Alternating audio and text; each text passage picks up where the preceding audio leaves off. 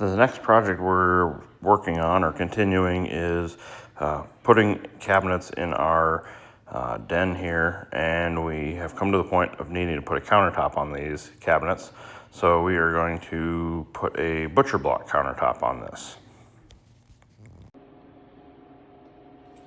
All right, we've bought this 6 foot by 39 inch by 1.5 inch thick butcher block. We picked it up at Lowe's for about 300 bucks. So we're gonna use this piece, and it's wide enough so that we can basically cut it in half and glue joint it, biscuit joint it together so that we can cover that whole cabinet space that we're trying to cover up. So we'll get working on this and see how it goes. So I don't have a workbench to cut all this on yet, and it's gonna be too heavy for my sawhorses. So what I've done is I've laid out a few 2x4s, scrap lumber that I've got here on the floor, and I'm gonna lay this out so that I can lay the countertop down on top of it, and I'll adjust my saw blade so I don't cut through to the concrete floor, and we'll get it cut that way.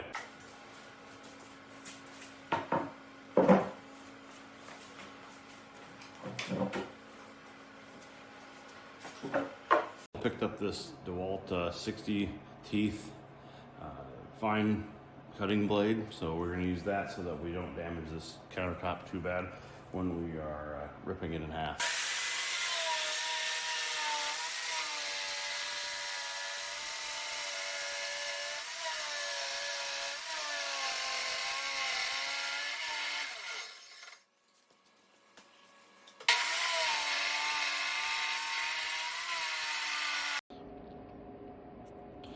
So one thing I'm using when I'm cutting my rip cuts with my circular saw is I use my 6 foot level. I don't have a fancy saw guide or anything for making cabinets. So I use clamp my 6 foot level on it, and it works really well for a guide. So I can set that about an inch and a half off of where my cut line is, and it keeps my saw in the right spot, and I get a nice straight cut.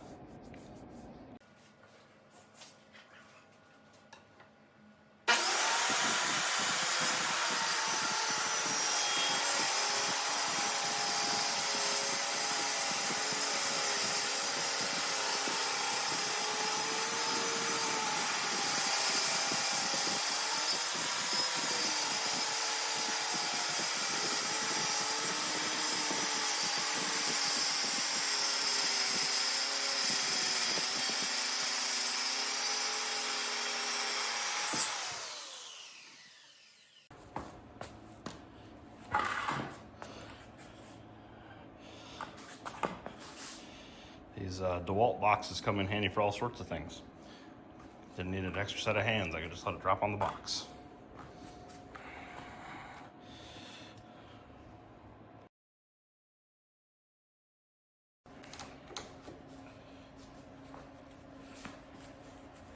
Got my shorter level this time for my guide.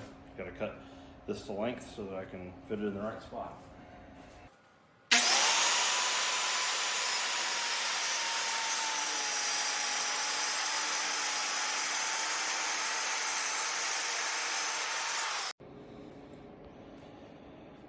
Well, I've got my butcher block countertop all cut to the right width and roughly the right length, and now I'm looking to put my joint together, my butt joint.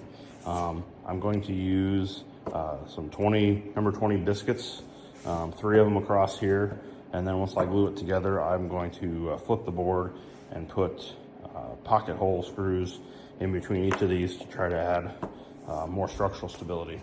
So we'll go there.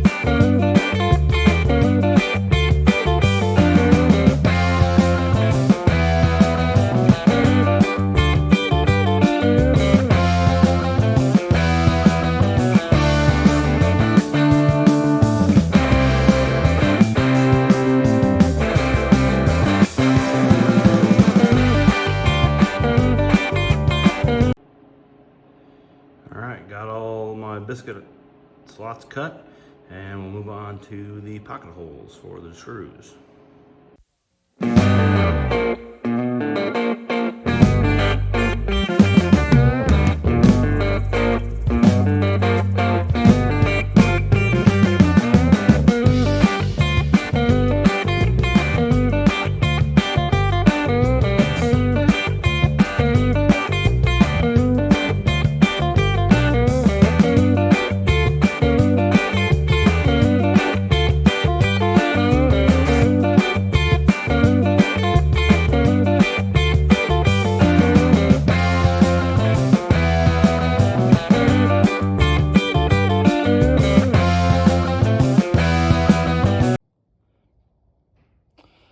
For this countertop, I am making a template out of some 1/2-inch poplar that I purchased, and I've cut up a piece to try to join all of them together, and I'm going to make a frame that matches the same size as what I need for this countertop, and I'm going to put it together with some glue and some pin nails so that I can get exactly the right size of countertop.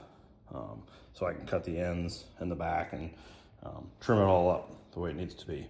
So that's what I'm gonna do next.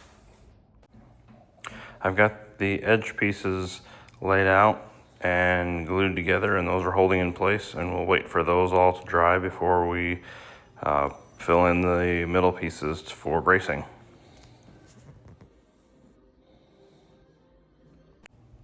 Well, I've got all these pieces connected with cleats that are glued and pin nailed in place, and the next step is going to be to take this out and put it on the butcher block and trace it out so that we can cut it out and fit it in.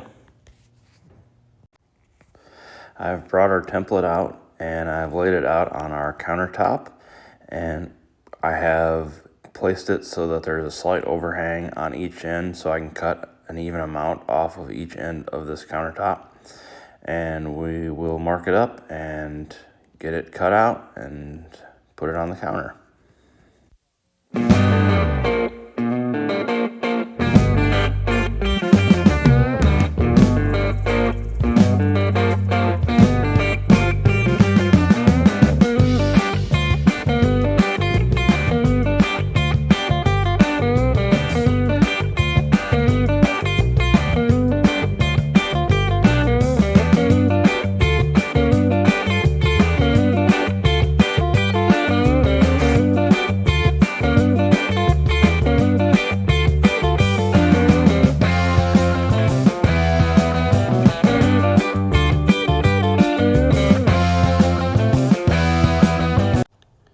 Well, now we've got our countertop all fitted on the cabinets, and it looks really good.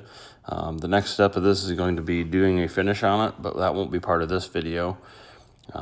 What may be part of another future video is doing a shiplap wall on the wall above this countertop, which I think would look really good in this room.